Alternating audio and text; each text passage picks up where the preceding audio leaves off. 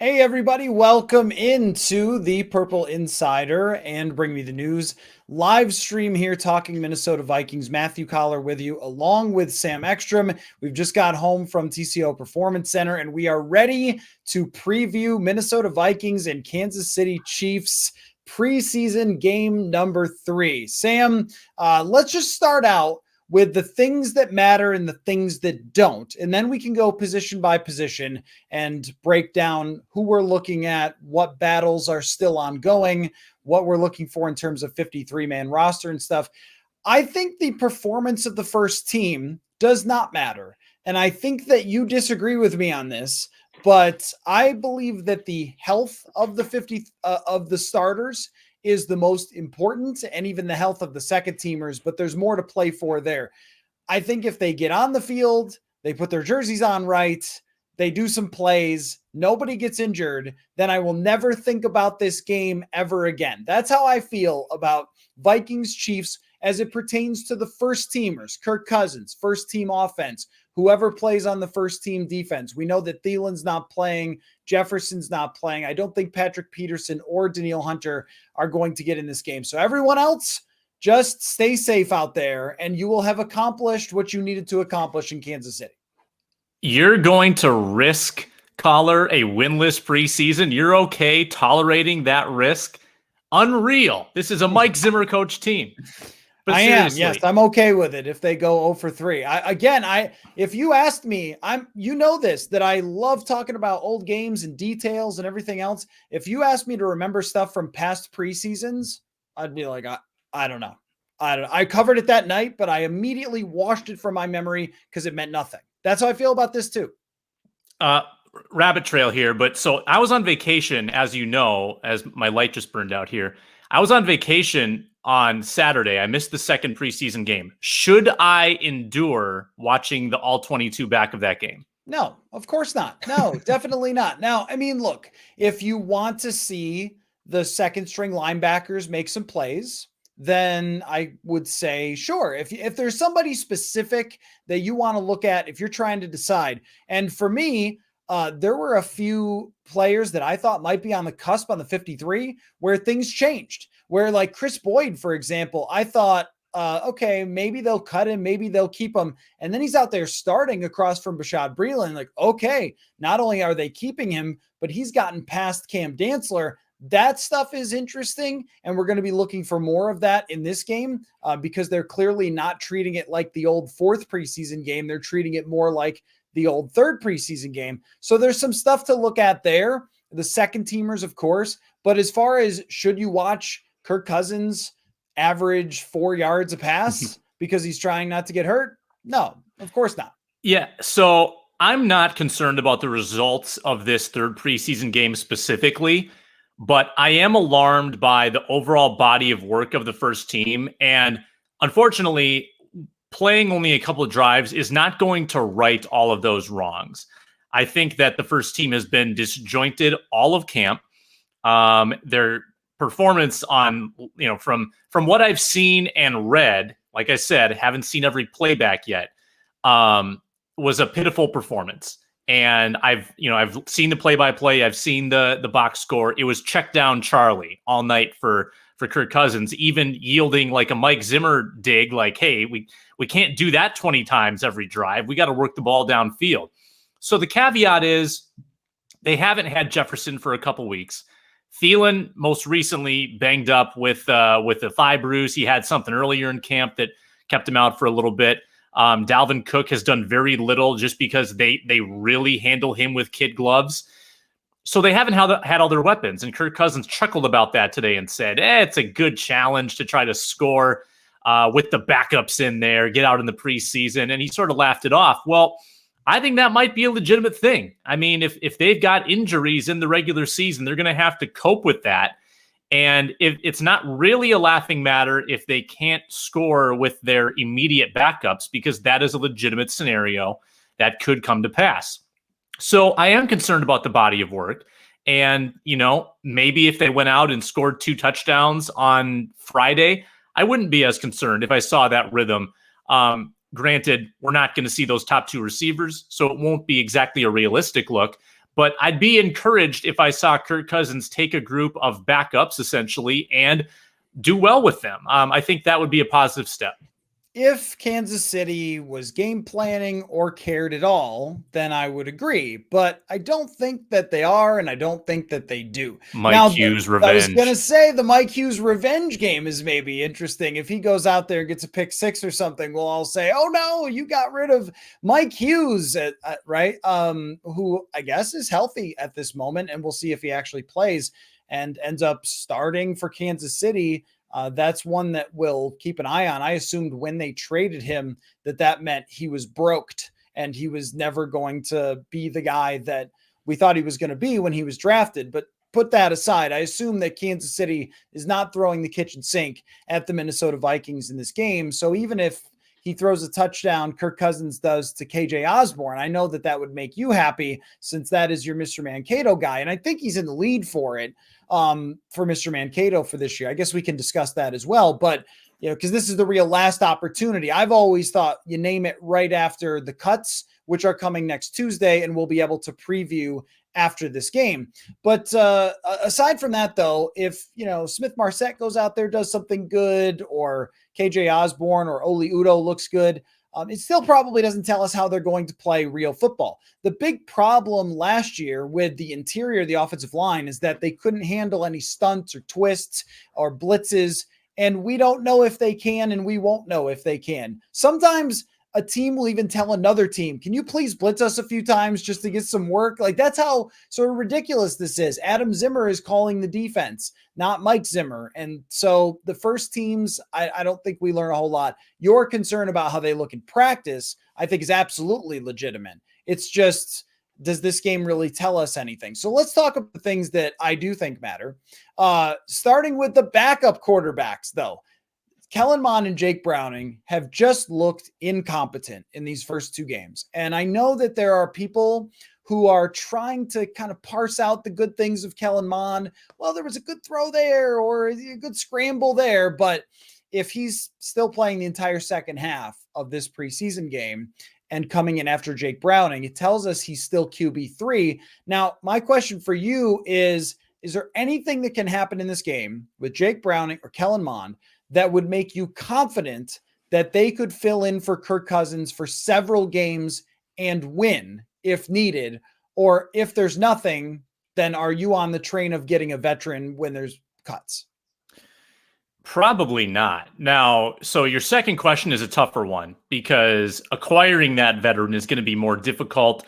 Mike Zimmer's alluded to the monetary situation. I think that means draft picks, because it's not going to cost that much money to get someone, like CJ Beathard to come over here. But digressing from that, from the semantics, Browning, I think, has a better chance because he just knows what he's doing more than Kellen Mond. I mean, when the coach repeatedly describes someone as working in slow motion, I mean, alarm bells going off everywhere, right? Because this was not last preseason where there were no games and there was no meaningful offseason program. I think those words would make sense if it was 2020 and Kellen Mond had missed out on everything. But it's 2021. Like, he had the whole offseason. He had all the practices in OTAs, and Coller, maybe a little vindication for us. We were saying back then, give the guy some reps. Right? Like in OTAs, they're relegating him to QB4 behind Nate Stanley, and he's not doing anything. Those might have come in handy now because, obviously Nate Stanley's not going to be your backup quarterback now. So I'm concerned about Kellen Mond. And if he does do great in the game, he's doing it against the threes. Browning's probably going to get the chance against the twos, which is slightly more meaningful. Those are key backups, but he has looked pretty pitiful in the games. But he's looked better in practice, and practice does carry some weight in the evaluation. And the coaches have been saying, we like what we're seeing from him here. We thought he did really well when Kirk Cousins was out on the COVID list. So, let's get him up to speed in the games. So I guess if he could put it together a little bit, that would be slightly more encouraging to me. But I'm still going to be concerned about a longer sample size with Jake Browning. I think I think his lack of arm talent gets exposed in that time. You can only, game plan a quarterback so much. Like, we saw what the Vikings put forth when they asked Sean Mannion to start a game. It was very vanilla because he just didn't have a ton of natural ability. And I think that's the case with Browning. So to your second question, would they go after a veteran QB? I mean, I think you got to look. I think you got to look at who gets cut. And, I know you're on the Beathard bandwagon. You're off the Browning bandwagon and on the Beathard bandwagon. And Jake is very upset at you. But that might be what they have to do. And the Browning bus is what it was. The Browning bus. Okay, I apologize. Yeah, the Beathard bus is the place to be. And I don't know. I'm more on the Minshew motorhome. Yeah, motorhome. Yeah, something like that. Although I'm guessing he'll still be the backup in Jacksonville behind Lawrence. But I think you got to watch The Wire at minimum. Yeah, for sure. Real quick, look at your phone. I sent you a quick message on a technical thing, just real quick. Sorry about that, everyone. So I don't think that there's a whole lot that either one of these quarterbacks could do that would change my mind in terms of like how they perform against Kansas City for what we've seen in the broader sense.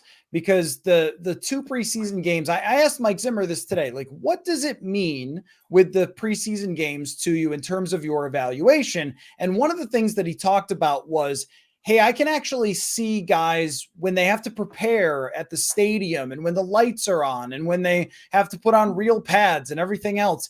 And I think the difference between what we've seen from Jake Browning when he is practicing, which is under very comfortable circumstances, versus what we've seen from him in the games. It's just so much different.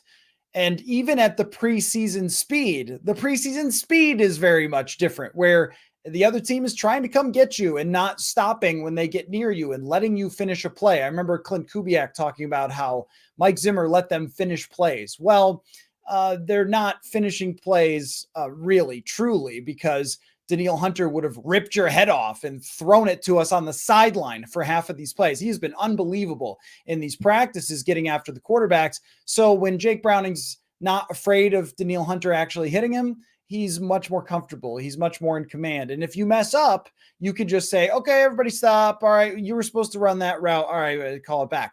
Well, you can't do that.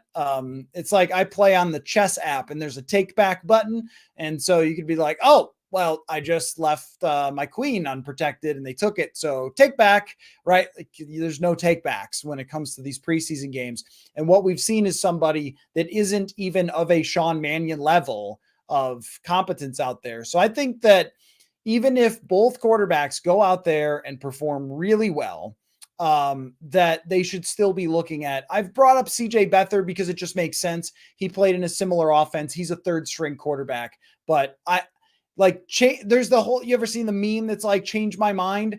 I don't think that you can. I could be sitting there with that sign that says change my mind, but they could almost do anything. 3 touchdown drives from Jake Browning just doesn't really change my mind from the bigger picture, because I'm also weighing the talent level and just the skill level that Browning has. I respect the way he approached this offseason and the fact that he was able to, through this entire thing, hold off a 3rd round pick quarterback. But that, I think, says more about what we've seen from Mond, who, by the way, I focused mostly on Browning here, but even Mond, you're playing in the 4th quarter. We know that doesn't matter that much to them.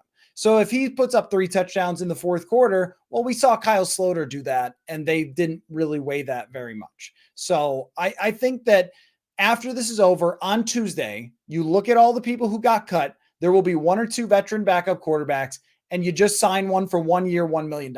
Or you do the thing where you get through the first week and wait till week 2, and then the guy's contract isn't guaranteed. Just do that so you can feel like if Cousins has to miss one single game, that the guy gives you a chance to win. Yeah, I don't disagree with that at all. It's kind of indicative of maybe some misplaced faith in Browning, or maybe some misplaced faith in Mond, that the team didn't do this earlier in the offseason, because I think everybody expected it. Somebody to come in and just surround Mond with more veterans. I mean, it's even if you had made that signing before drafting Mond, it still would have been good to have that person hang around and help nurture him, through the ropes as he comes into the NFL. I mean, it's hard, I think, to, coach up a young quarterback when it is such a competitive singular position. Jake Browning doesn't owe Kellen Mond anything. Like, he doesn't need to coach Kellen Mond through this. And Mond then missed, 10 days on the COVID list too. So he was really beset kind of early in this training camp and just hasn't had a lot of rhythm at any point, at any time we've seen him, and in limited opportunities as well. This is a pretty important breaking news item, but do you want to play 20 questions with who the Vikings just waived? Oh, let's see. So you nailed it the other day when we were guessing who they would have waived. Let me see here. Can I get an offense or defense? Sure, it's on offense, and it is not actually important. Oh, okay. Let's see here. Is it Ito Smith? Right after they signed him? No. I don't know. I mean, they did that with Stephen Ridley. They signed Stephen Ridley and cut him 3 days later. Guy on offense that probably it wasn't making the team anyway. Whop Fillier? Nope. You get 2 more guesses, and then you run out of. You get one more guess. It's Family Feud. Guess. Okay. 3 X's. How about, I'm thinking offensive line here, but I'm sort of stumbling on who it would be. Drew Samia? No, I'm sorry. The other team gets a chance to steal. Was I close? What's your answer? Evan Kazarchik. Oh, okay. Okay. So I got close there at the end. Yeah. But Samia's been hurt, and I thought there was a chance of like waived IR kind of thing. Because there's just never really been anything there. But sorry, Evan. Remember when we said he'll have to make us learn his name? Well, he didn't. So I'll never think about this again. Let's talk about some other positions outside of the quarterback spot, because I've spent the last few days on the show talking with Chris Trapasso and Anthony Tresh sort of about their feelings on Mond's slow start. So we won't focus as much on that. Let's go with the offensive line then for what we want to see now that poor Evan Kazarchik got the axe a little bit early here. But I mean, the first team offensive line, I don't really care that much about. Just don't get Kirk Cousins hurt, and you've done your job for the night. Don't throw too many passes, Vikings, anyway, because you don't want to get anyone, let's say, thigh bruised, for example. But in terms of the depth chart behind the starters, I think there's really only one guy that we're all watching to see how he plays, and that's Wyatt Davis. And I think that they should. Would be my opinion, not what I'm guessing necessarily. They should just play Wyatt Davis right after Oli Udoh comes out of the game. I think that's what they should do. Don't even bother playing Dakota Dozier. Sorry if that makes it obvious you're going to cut him. But at this point, there's no more reason to have Dakota Dozier on the football team. And there's lots of reason to get reps for Wyatt Davis. That is my number one and only thing on the offensive line that I am interested in.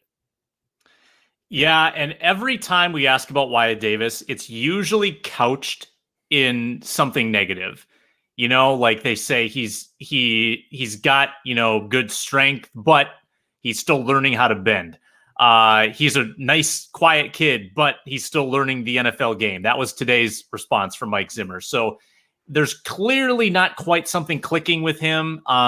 It honestly felt a lot like Drew Samia's training camp, his rookie year, where he was buried with the threes.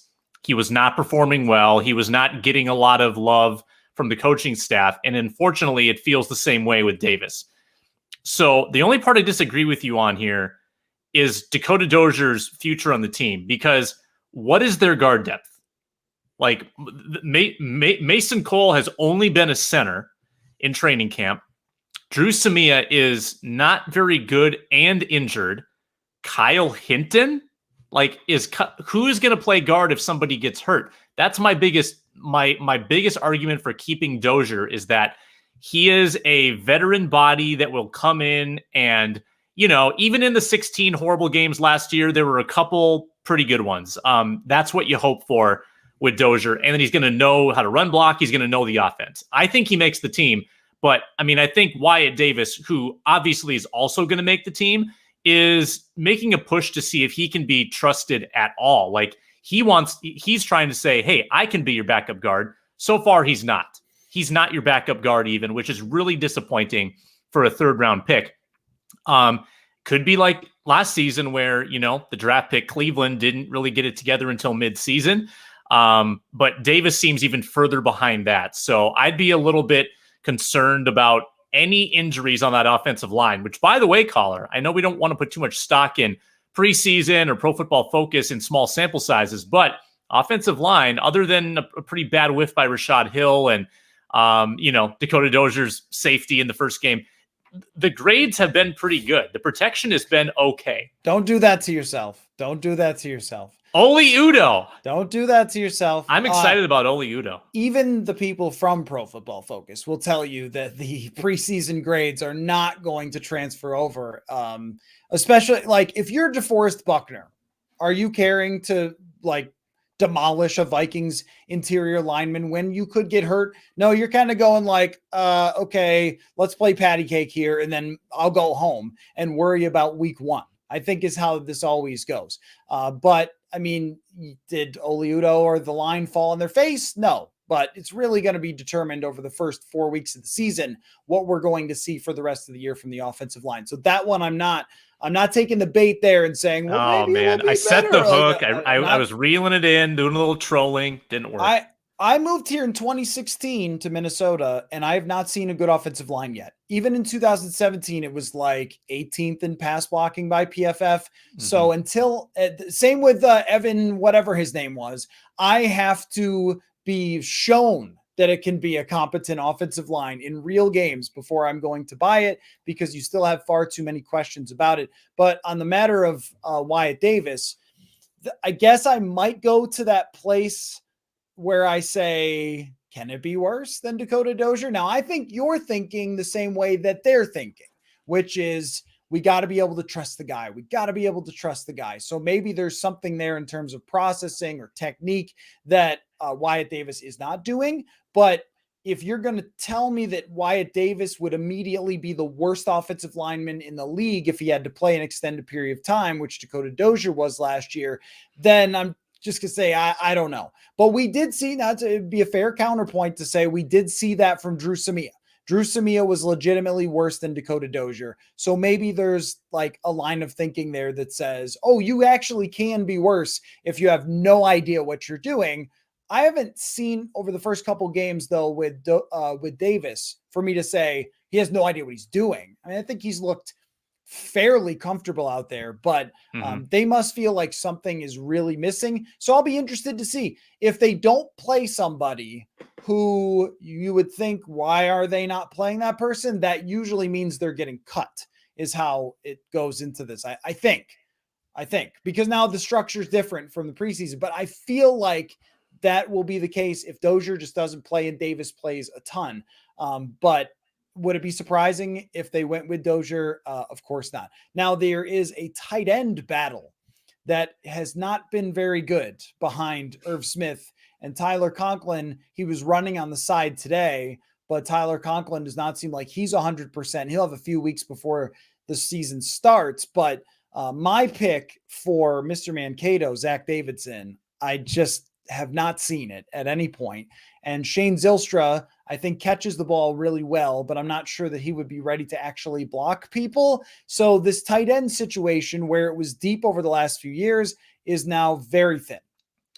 Yeah, I'm upset at myself for kind of losing my nerve, because I got spooked for a while because I was a Brandon Dillon guy. I went into camp saying Dillon knows how to block. They're going to take him. He's going to be the tight end 3.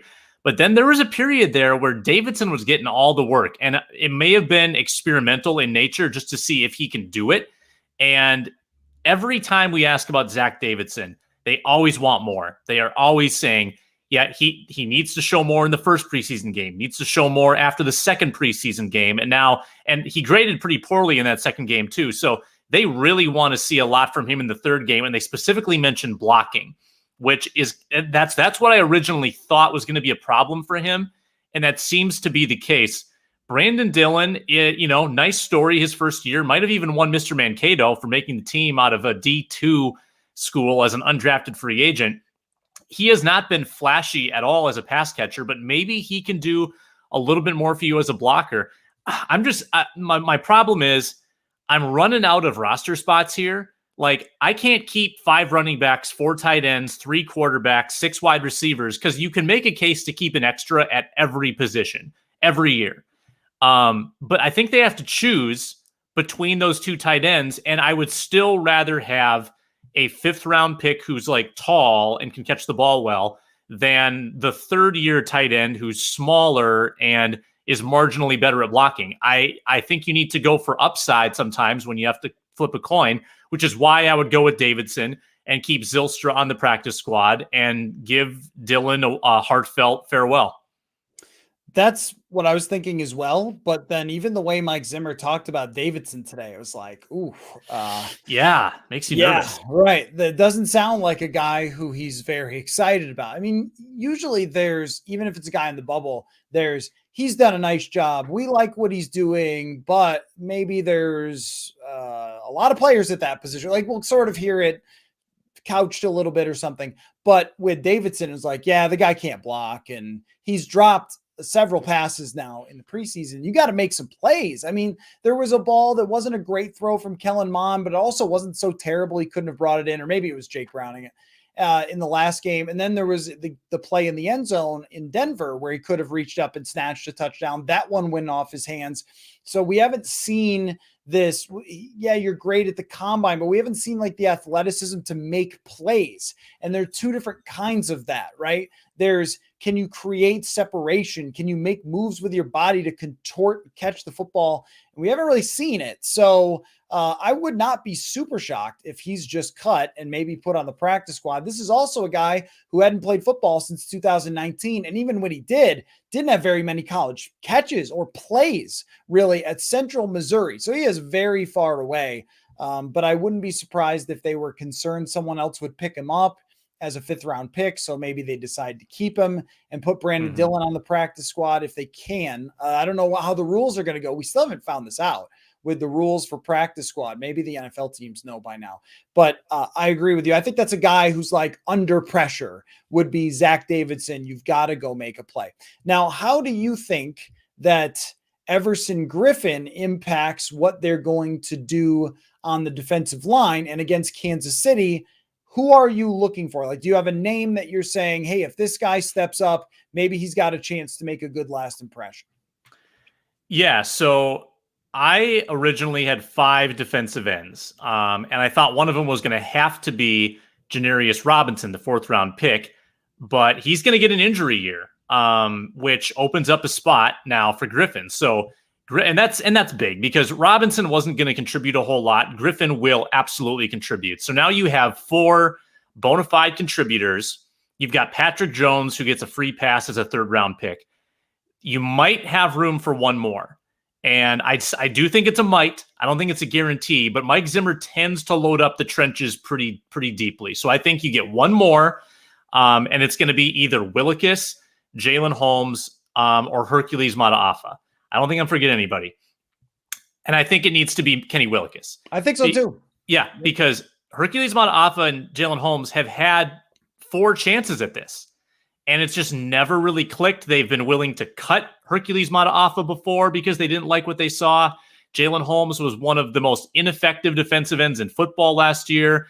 And, Mike Zimmer talked about the versatility being important, but Jalen Holmes isn't good inside or outside. I haven't seen that at all. Kenny Willis, we're going back to that upside thing. This is sort of like his rookie year. He's coming off injury. He's had some flashes. And I think that that's worth investing in compared to someone who's in a contract year, in both the cases of Mataafa and Holmes, who have had a much, much, much greater chance to make an impact and haven't done it. So I go Willis for sure, provided that, things go okay on Friday. I would go Willis as well because I think he's just been really good over the last few weeks. It seemed like he was shaking the rust off of the injury early on and we didn't notice him, but then all of a sudden he started to win reps and they even moved him inside in a couple of practice situations. And then in this last game, he gets 3 pressures on 13 pass rushes, which is obviously not something you can keep up and not against starters, but that at least shows a flash of some potential. And if you go back, there's this weird idea that Kenny Willekes isn't a good athlete, but when you go back and look at his performance at the combine, above average 40, above average broad jump, which is usually like the explosiveness from a defensive end. And we've seen that from him, that he's got some explosiveness, he's got some power, and a little bit of Fadia Denobo ish. Sorry, they got word jumbled there, but a Fadia Denobo-ish is how he kind of reminds me of, like somebody who is not like particularly huge and is not tall, but can get underneath pads, has some explosiveness to him, and might be something. Now, we don't know how special teams plays into this, but Jalen Holmes, I don't think is good, but he does have the quote positional versatility. And I'm not sure how much I care about that or buy into that either, because it's like, well, if you're bad at two positions, what does it matter that you know two positions? And that's kind of how I felt about Jalen Holmes. And Hercules Mataafa showed something for, I think, maybe a game and a half last year. All the other games he played in, there was nothing really there. So they've had him around for several seasons. I agree with you. Take the younger guy. Holmes is the only one because of the versatility where there might be some reason to keep him, just because you've got your Pierce and Tomlinson and Richardson and Watts. And then after that, there's nothing else in terms of your interior. But I guess if you lose two guys there, you're always screwed anyway. Defensive backs. Let's talk about the defensive backfield. The most interesting story here of the DBs, maybe of all of camp, is that Chris Boyd is taking over the spot from Cam Dantzler. Cam Dantzler has just struggled and has not looked good at all. And I don't think Dantzler's getting cut because of the potential, because of where he was drafted and the fact that he had a couple of good games last year. But what did Adam Zimmer say the one day? The bus is leaving the station. Like, the bus is leaving the station on Cam Dantzler. So he's under a ton of pressure in this game to make some plays, because I could even see, I mean, it's not crazy to think that if he really struggles in this game too, and they don't believe he's had a good camp at all, if they said, we'd rather just keep Ty Smith or Perry Nickerson or someone, like just some guy who's got previous experience instead, because you have fallen off the edge of a cliff. Now that would be surprising, but this is a roster that has a lot of very tough decisions on. Yeah, I don't think they're cutting Cam Dantzler, but I do think that it makes them think twice about who the sixth corner would be. And unfortunately, it could be at the expense of someone like Harrison Hand, who we both were impressed with at OTAs and haven't seen nearly as much from in training camp. And I think early on we were declaring that, hey, Boyd is down right on that cut line. We're not sure if he's going to make it. He got banged up one time and we thought, well, that's it. Like that. This was his last chance. But, to his credit, here he is. He's made a couple good plays in the preseason games, and it probably speaks a little more to the regression of Dantzler, which is problematic. And I think Dantzler hangs on, and he was a starter last year and a third-round pick. But, if Harrison Hand isn't doing as well as the team wants to, they might exchange the Harrison Hand spot for one of those veterans, like you mentioned. I was fairly high on Ty Smith going into training camp. He graded out well in the regular season games where he has played. He's got a couple longer stretches of regular season play where he's started, and I think he's done well. So I think Ty Smith could be a guy, but I still look at the way this team usually constructs their rosters. They usually stay a little younger, usually keep those day 3 draft picks around, sometimes a year longer than they should. But I don't think that, as of today, I still think it's the 6 that we've always talked about, the 3 starters, and then Dantzler, Hand, and Boyd. I just think the hierarchy has changed, with Boyd being first one off the bench, and Mike Zimmer just bluntly saying after the game, Boyd's been better. I mean, flat out, didn't mince words at all. So Cameron Dantzler definitely kind of on watch right now as he slides down the depth chart from 3 or even 2 on the depth chart to 5 right now. Yeah, first day of practice before Bashaud Breeland came back from his shoulder injury, Cam Dantzler was starting, and now we're talking about him being kind of on the bubble a little bit here. Okay, so we've got linebackers is the only other position, and then kicker. but I'll just make the kicker one simple. And then I've got a bigger picture question for you about the Chiefs. But got to make them. I mean, there you go. There's my Greg Joseph preview. Like, if he doesn't make them, they'll look for someone else, I think. My guess is that they'll try to even get him some opportunities. I don't know if you do that on purpose, but like, do you run on 3rd and 10 to try to make sure that Greg Joseph gets a couple of kicks in?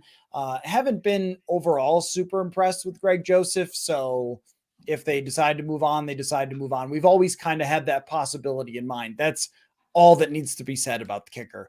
But the linebackers, Blake Lynch, Troy Dye, Chaz Surratt, these guys are battling for position. And the way that it sounds, Sam, is that Anthony Barr is a big question mark for week 1. That would mean Nick Vigil and Blake Lynch at this moment.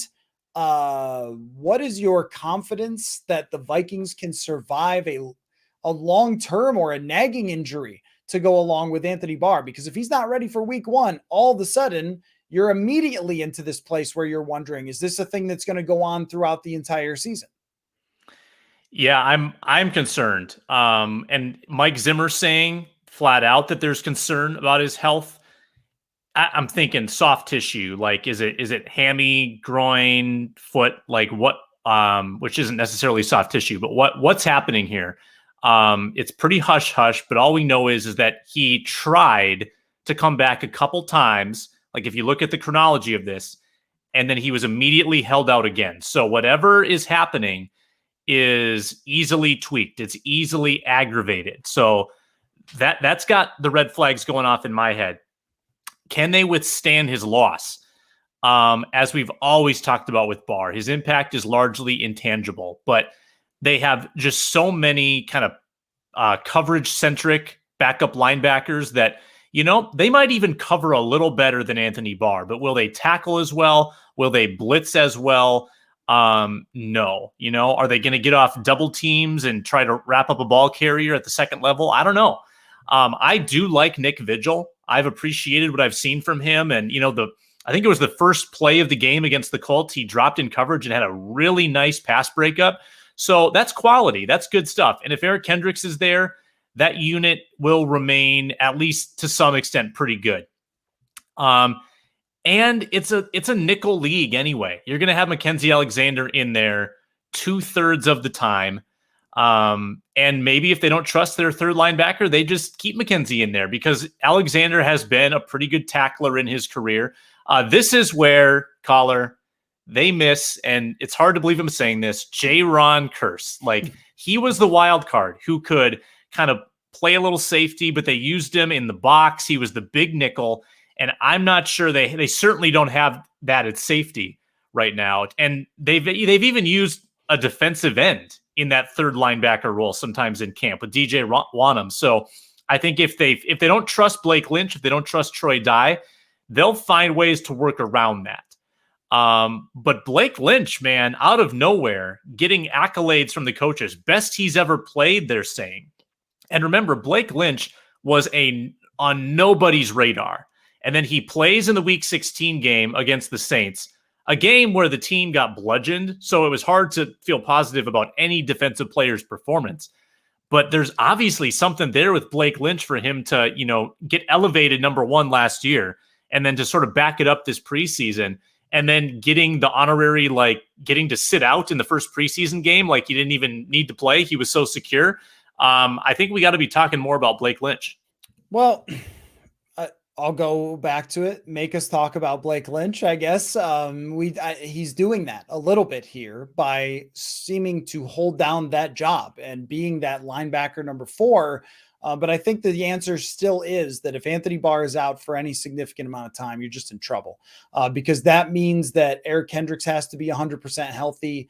That means Nick Vigil has to be a blitzer, which I'm not sure that he's ever really been. His coverage might be okay, but that's also a leadership position. Like, I think that there's maybe some people who think that you could just replace Anthony Barr to be fine. Maybe with a playmaker like Eric Wilson. I don't know about someone like Nick Vigil. You're really trying to hang on for dear life there. And then one layer down is a guy who's essentially never played for Blake Lynch. And I mean, geez, all of a sudden you're like at this place with so many roster spots where you go one layer down and then you're at Blake Lynch. And so even if he's been impressive to the coaching staff, I'm still not buying that this would be fine without Anthony Barr. I think he's a huge part of it. It does help against the run that you have Tomlinson and Pierce in the middle. That I do believe when Andre Patterson tells us that helps the linebackers. So that will be worth monitoring, just even how those linebackers play again if they follow up a very good performance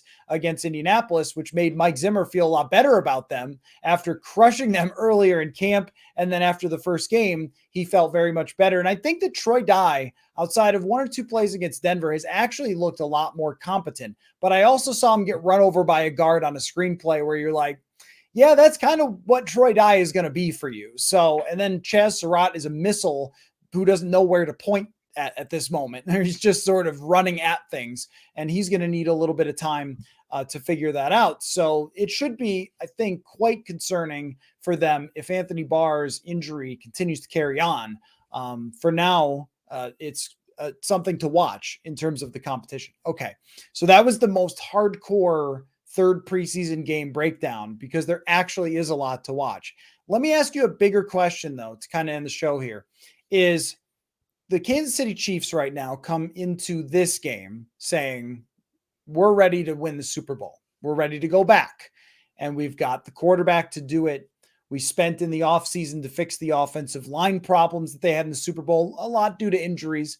I think they're still a little light at the wide receiver position, but they've got a good defense. They've got one of the top coaches in the world. What could the Vikings do to be the Kansas City Chiefs 3 years from now? How much time do you have?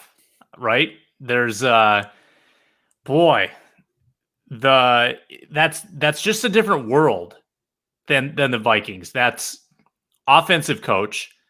That's generational quarterback talent, like maybe Mount Rushmore quarterback talent someday. That's like otherworldly speed at the receiver position. That's investing in the offensive line. It's, 4 wide receiver sets at times. It's a rotational running back situation where you're not going to overinvest in that position.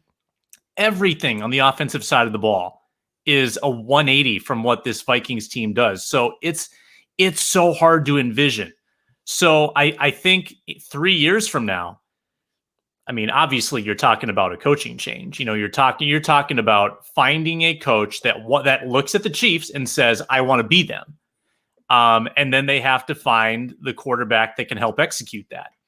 I'm not seeing it from Kellen Mond. Doesn't mean that they can't try again next year or the year after that. But the new regime that comes in here, because in your scenario, I think it has to be a new regime. The new regime that comes in here has to value protection. It's got to value, obviously go like working to find your quarterback until you do, and then building around that quarterback. There's so many what ifs there that, I mean, it all starts with kind of disbanding this group, I think, of, quarterback, coach, everything. Like, you'd have to strip it down to the studs if you want to be the Chiefs. And, the Vikings haven't really made any steps toward getting to that point. They're pretty bought into their system right now. So we'll see what happens in 2021. But, that transformation, I guess, could happen fairly quickly if you put a framework in place after moving on from the current parties that run the team. Well, I was thinking about 2017, the Kansas City Chiefs with Alex Smith at quarterback are in the playoffs playing against the Tennessee Titans, and they have a lead, and they blow that lead, and they lose. And then it's official that they're turning it over to Patrick Mahomes the next year. And they were probably doing it anyway. But if they won the Super Bowl, that would have been a little more tricky to do, right? To just say, goodbye, Alex Smith, right? But that made it very easy for them to move on from Alex Smith, even though he had led the league in quarterback rating. And so I think that there is a lot of things that would have to be done to get to the point where you are the team going into the next year as a Super Bowl contender 3 years from now. Not just a Super Bowl contender, the Super Bowl favorite, which the Vikings, I think there's like 19 teams that have better odds at winning the Super Bowl right now per Vegas. So not oh, well, if this goes right or that happens or whatever. But to be the premier team that is being picked by everyone in Vegas to be the Super Bowl team, I think all that it takes is next year getting a quarterback in the first round who is very good. And knowing whether they're very good or Christian Ponder is hard to say. Knowing whether it's Patrick Mahomes or it's Deshaun Watson or it's Mitch Trubisky is hard to know. And the NFL is not perfect with these things. But if this year you go 10-7 and you're in the playoffs, win a game or lose a game, and you have the foundation of this roster, and then decide we've got Smith and we've got Jefferson and we've still got Thielen in his prime and Cook is still playing well and this offensive line has all been drafted high. If you place the rookie quarterback in there and he turns out to be great, you've got a chance to be this. It's the only route there. And this is the team that hit with the best player and they were already a competent organization. I don't think that this actually has to mean Mike Zimmer gets fired. It has to mean Mike Zimmer has to believe in his quarterback. Because at what we've seen over these 3 years is the belief be less and less and less. And last year, when you rank 27th in pass attempts, but you're 7-9 with a bad defense, that means your quarterback. That's what you would have expected if 2 quarterbacks got hurt. Remember a few years ago with Washington where Josh Johnson and Mark Sanchez are playing games for them? That's what you would expect when Adrian Peterson was running the ball 25 times a game for Washington at his age. That's what you'd expect if you rank 27th in a 7-9 season. You would not expect that from a team with an expensive quarterback. So I think that there is a route there. It's just, would they be willing to take that route? Are they sort of forced into that route at this point by Kirk Cousins' contract as much as the belief in him, but even just his contract? We were thinking this before this preseason went off the rails. I don't think it's insane to talk about the possibility of getting there because you're always just that guy away. Like even New Orleans. Think about what a joke New Orleans was forever. Like Aaron Brooks and it's all these quarterbacks like Billy Joe Tolliver. Who knows, right? Jim Everett. And then all of a sudden they land Drew Brees and it's just a different universe. I think the Vikings maybe hoped that would have happened here. It hasn't. And so there's always another shot after this. And so that's when I'm looking at Kansas City on Friday night, that's what I'm going to be thinking about is maybe a lot of teams are not that far away from that. And hey, if the guy doesn't turn out to be great that you just draft another one like the New York Jets. So sorry, I just wanted to toss that in there at the end because I don't think it's as far away as we feel like it is, but you got to make the play to get there. Yeah. And, I think the benefit, if there is any, of passing on Mac Jones and taking someone like Mond is that it is a lower level of investment, which might make the team comfortable moving on because they did have to step outside their comfort zone to take a quarterback that early. That's not something that they're used to doing or seem to want to do. So, and what we've also said, they tend to hang on to these draft picks and try to give them more time than they should sometimes. So I think the fear would be is that they attach themselves to the Mond project for too long. Mm-hmm. Don't do that. Don't do that. If it's not working, like sometimes you have to make premature decisions like the Arizona Cardinals did to get Kyler Murray. And they were vindicated because Josh Rosen can't land anywhere. And stay for any amount of time. So that was a great decision by them. Don't make a mistake of hanging on to a quarterback that isn't going to get you to the Super Bowl for any amount of time more than you have to. 5th team is a charm for Josh Rosen, maybe. So, all right. After the game on Friday night, we will have full podcasting breakdown analysis. I am attempting to convince Courtney Cronin to join us as well for a breakdown after that game. And this is it. Final preseason game, Sam. It has been quite the time to have preseason games back. And I am fully ready for regular season action, but we'll have it broken down. Purple Insider podcast, purpleinsider.substack.com. We're going to have for tomorrow all of our players who are under pressure for this game. So make sure you check that out. I hope you enjoyed the stream here along with Bring Me the News. And we'll be doing it again next week. Cut down day will be next week. So we'll have lots to talk about then. We'll catch y'all later. Thanks, Matthew. Thanks for watching, everybody.